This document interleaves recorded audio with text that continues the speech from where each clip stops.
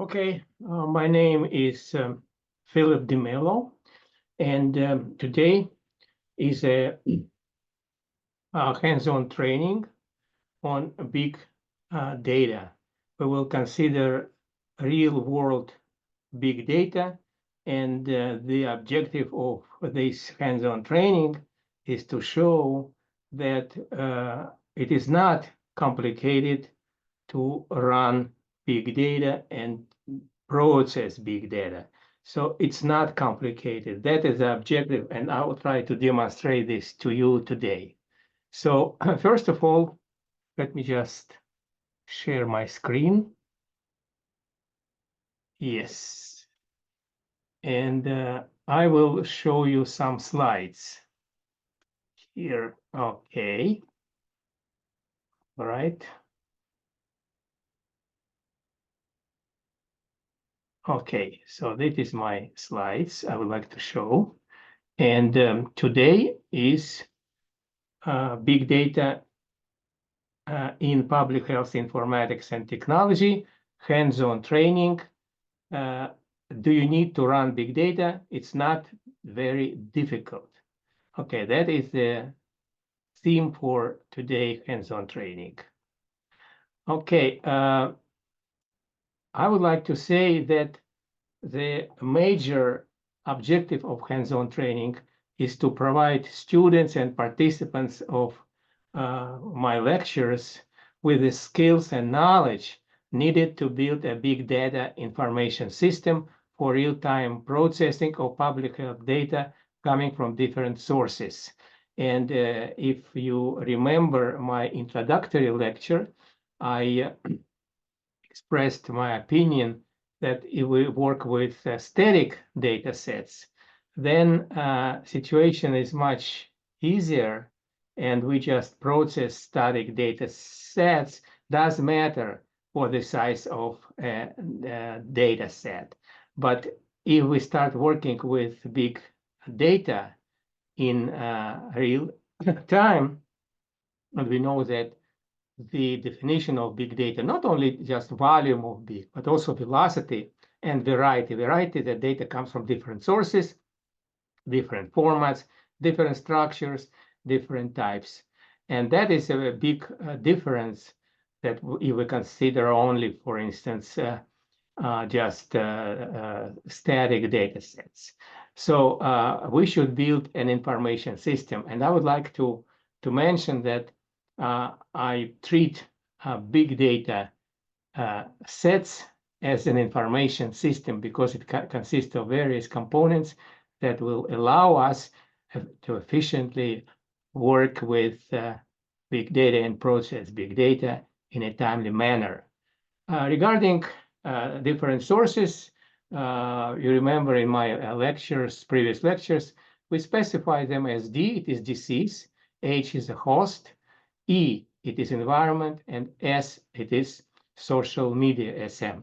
So today, we will consider a data set that will connect climate change and air quality, for example, pollution, air pollution, the presence of different particles in air that can transmit diseases, and the health of communities. So this is what we will talk about today about E, and we will make some kind of important conclusions. But it doesn't matter that we will we're limited only with E, but we can also add to big data analytics without any problem various parameters from H and D, such as social determinant of health, EHR, HIE, and whatever. Now, what I would like to tell you before going any further, that this is actually, I took it from my previous lectures, and I would like to say that the adoption of big data in various industries is quite slow, and specifically in health care and public health. Why? Why? Because the adoption of big data paradigm in public health is not so easy, because we have different sources. As I said, we have various elements that we need to build, and therefore we have losses that estimated losses climb to $300 billion every year to national health economy, including public health and healthcare. Our inability to process big data. And what is interesting, that by analyzing, this has benefits. By analyzing patient data, healthcare providers can identify patterns and correlations, enabling more accurate diagnosis and personalized treatment plans. Additionally, big data analytics can help identify high-risk patients, monitor and predict disease outbreaks and pandemics, and improve healthcare delivery. As everybody knows it. However, when you start talking how to, for instance, improve the big data processing, what kind of elements, well, let's share some ideas. You find these questions sometimes hit the stone wall. Why? And this is very interesting. What happens is that, first of all, I would like to say that a revolution in public health, we witness now a revolution in public health because that is COVID-19 pushed significantly our science, showing that many elements of public health analytics cannot withstand the modern challenges. And we witnessed the revolution caused by data interoperability using, for example, FHIR protocol and web services, or application programming interfaces. The second step in this overall revolution in public health is, of course, big data. And specifically, I would like to underscore predictive analytics, because it opens new horizons for us, for data scientists, to develop new algorithms that will significantly widen our horizons in predictive analytics powered by big data in health industries, by enabling accurate forecasting of outbreaks and pandemic. This is very, very important step ahead that we are working on now, and we will show that actually this is a second revolution. It is predictive analytics powered by big data. This is very important. Another thing that it is also big data will significantly push the our algorithms and our ability to work with modern challenges in healthcare and public health. It is artificial intelligence and machine learning powered by big data. Why it is so important? I will just explain in very simple terms. You know that artificial intelligence and machine learning becomes more accurate if we put more data. So this is justifies why we need to put more data in big data to get more accurate results. But putting big data specifically that varies in time, it's again challenge. And what happens is that I found a publication recently in National Institute of Health when the expert asked various public health agencies and hospitals and clinics and NGOs and so forth, why big data adoption in health care and public health is a little bit slow. And what happened that 52% respondents explained that big data processing, oh, it is too complicated. So we worked with conventional algorithm. There is some simplified statistics, data mining, machine learning. We can do some visualization and so forth. But when we go to big data, it is completely new. It is too complicated. And we don't have much time because we are overwhelmed. This was the response. 23 respondents replied that big data requires sophisticated equipment and trained personnel, and it is not easy to afford it. And finally, the third category, third group of the respondents explain that we experience now acute shortage of qualified personnel in health informatics. And this publication showed that out of large number of data analysts and data scientists in a very sizable, I would like to say, health agency, only 7 or 6% they had some knowledge to work with big data. And this is, of course, what is stumbling blocks why the adoption of big data in health care and public health is slow. So it is basically, you see that more than 50% say that it's too complicated. So everybody says big data, very important. Big data is the next step, and we cannot argue. But they later say that, oh, it is too complicated. We have now time to start redeveloping and replacing our algorithm and so forth. So today, my goal is to show you that it is not complicated. Big data processing is not complicated. Okay, so now we take a deep breath, relax 1 minute, and I will just show you something else. Okay, so first of all, I would like to say that in order to run big data, we will need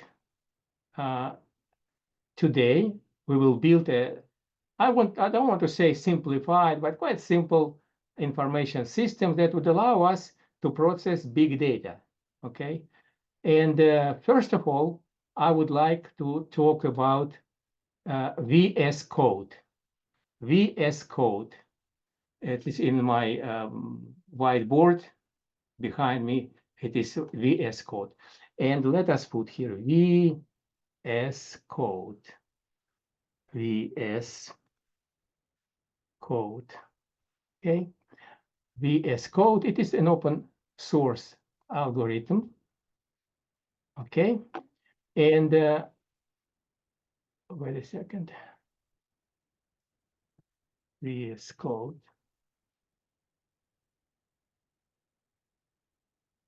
Okay, so VS Code is you can find many URLs with VS Code. With this, please do only one thing. Take this one, Visual Studio Code. This one, codevisualstudio.com. Only this one, and download it here. So when you download here, okay, you can put, for instance, Windows. If you have Windows 10 or 11, download here, and you will have something like that. That's what I have. This is VS Code. It is open source algorithm or open source platform, whatever you say, or it is open source dashboard. It is free. You don't need to pay anything. And here you can put, for example, your code, okay, your scripts, your code, your data. You can put here your data. And then we can also put here other elements. For example, here there is some elements that developers already inserted here. It's also very helpful, like, for instance, Python, PyLens. And I would like just to, please look at this. This is Docker. Okay, so you might find some difficulty to work with Docker in this because you need to download it first, Docker. So it is not present here. But Docker we need, and we need to download Docker. So what we need now is only VS Code and Docker. So you go to, again, to this, to Google, and you download Docker. Docker, download. It's also open source, so you don't need to pay anything. And this is Docker desktop. Okay, and you can download for Windows or for another whatever operating system do you have. Now, what I would like to tell you something. So this what important. I gave a lecture and I explained introduction to Kafka and Docker, but in this hands-on training, I just repeat once more, just a few lines I give. So Docker is important because it introduced containers. Containers is a buzzword in data science, specifically in healthcare, and I will explain what does mean containerization of the data and services in digital health. Okay, so Docker is important.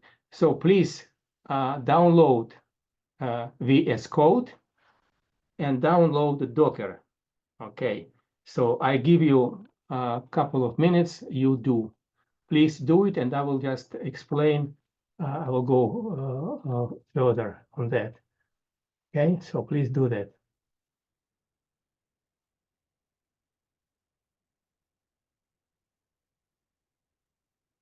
And while you're downloading, I would like to explain here. So here you see, for example, data sets. You have data sets. The data from Texas. This is a data set that we are going to use. It has we will study influence of climate change and air pollution on public health. I'll show you how actually look like public health data, because some of them never seen public health data. And I would like to show you this how it looks, public health data. Okay. So this is called, as you know, the format, it is CSV. C, it is comma separated value. And this is comma, it's called delimiter. And delimiter is very important because some data in public health, it is not comma here, but column, for instance. So you have to be sure, otherwise you will make mistakes, you make errors, you won't be able to process the data. So we have lots of data. For instance, here is maybe 10,000, 100,000. We have various data observation. This September, it is a very new data.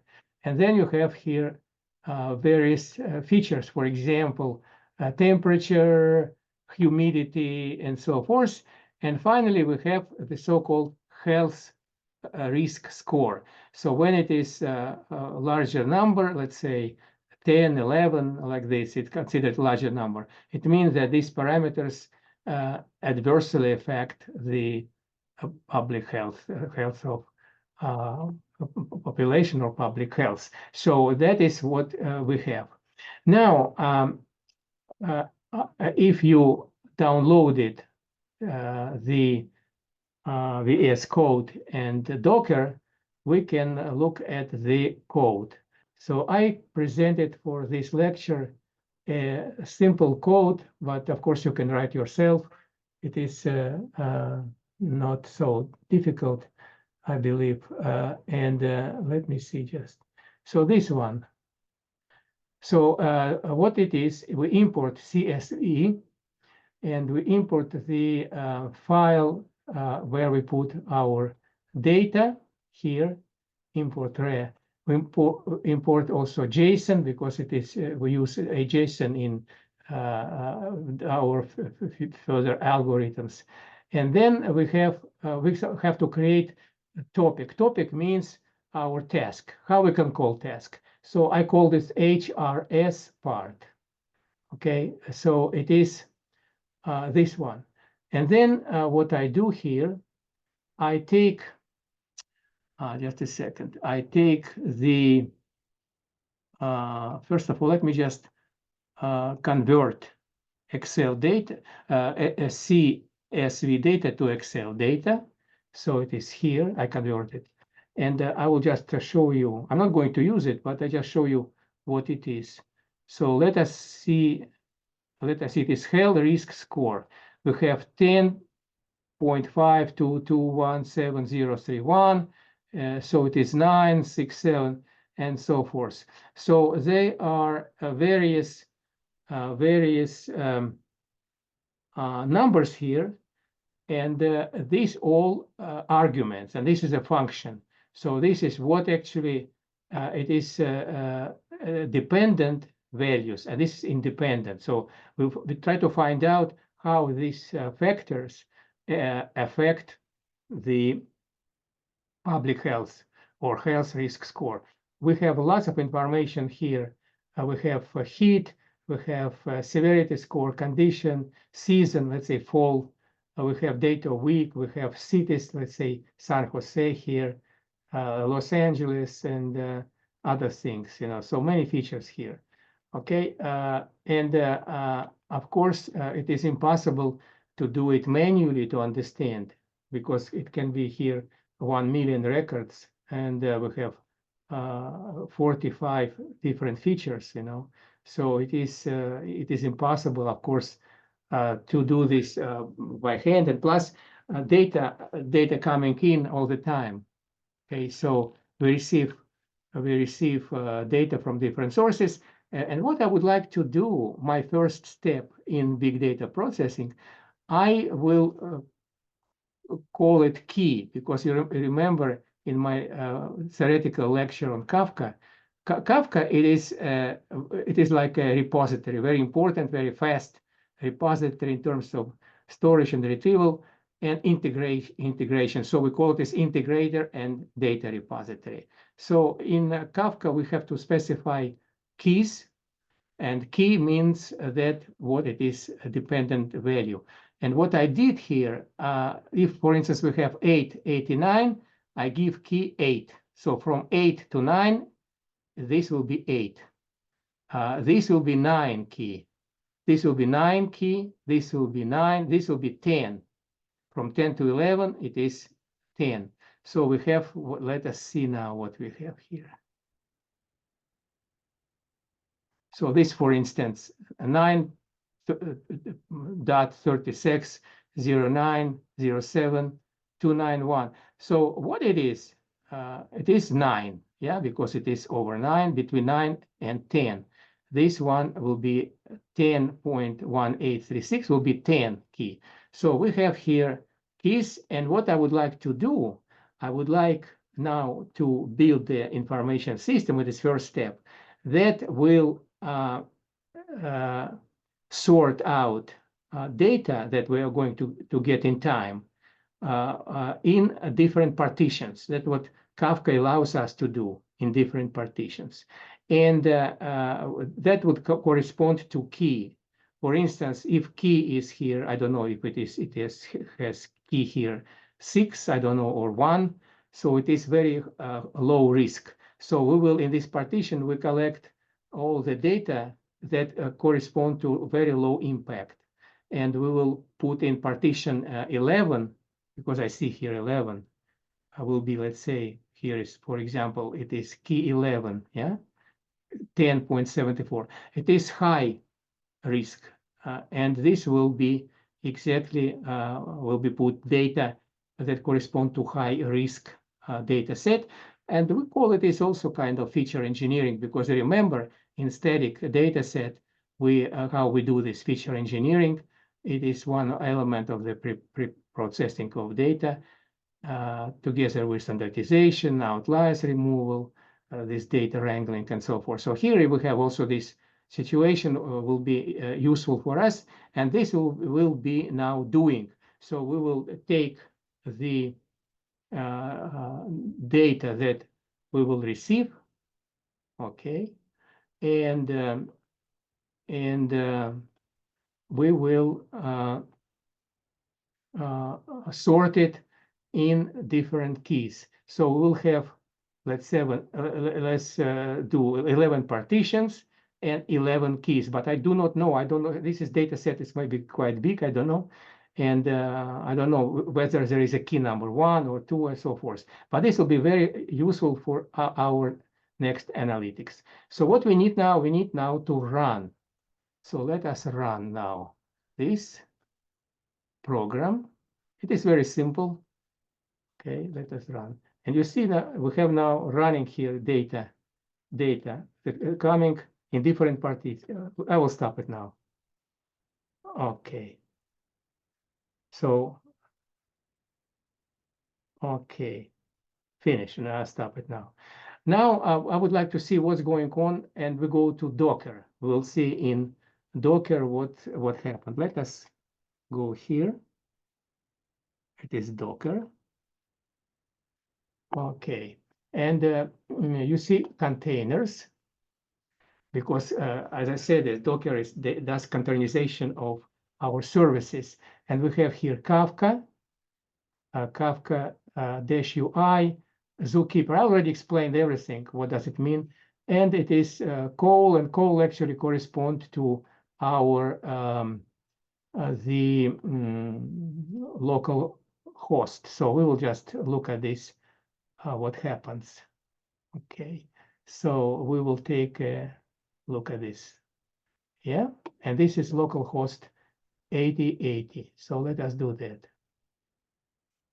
Okay, so we have here, it came to my screen here, and this is what happened. This is localhost. You know what means localhost. I also explained in my previous lecture. So now you remember we have this all my problems that I was doing these past weeks, different, because topic is the name of my task at what I was working. So this is what I was doing.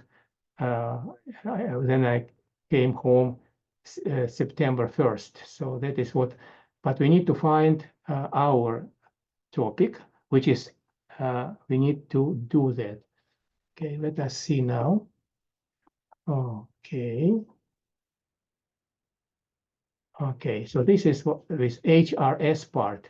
This is our topic that we will build now. And we see now that we have partition 11 that corresponds to key 11, and we have 1,793 records came here to this partition 11, or all this maybe 10 seconds. And in partition 10, which corresponds to key 10, we received 11,550 records and elements. And you remember I told that in my previous lecture that Kafka is a very, very efficient in terms of speed and in terms of efficiency of working, retrieving, and storing data. So it is not surprised that in a few seconds we have here 11,550. This corresponds to mild health risk. It is 10. 9, it is 27,000 came, and 8, partition 8 came here, but also we have partition 3. So we have 1, 2, 3, 4. We have 5. Actually, we have 5 keys, and we have 5 partitions actually here. Okay, so that's how it works, and of course now we can display the data at each partition, and this will be doing at the next lecture. We will display the data, and then we will apply other platform, and you will see miracles how we can do in time. We can do data analytics. We will see how the data coming in. We can even build some pictures of data, snapshots, and we can apply also next time machine learning algorithm using Spark, and we will retrieve some patterns in real time. All right, so thank you for your time, and see you next time. Bye-bye.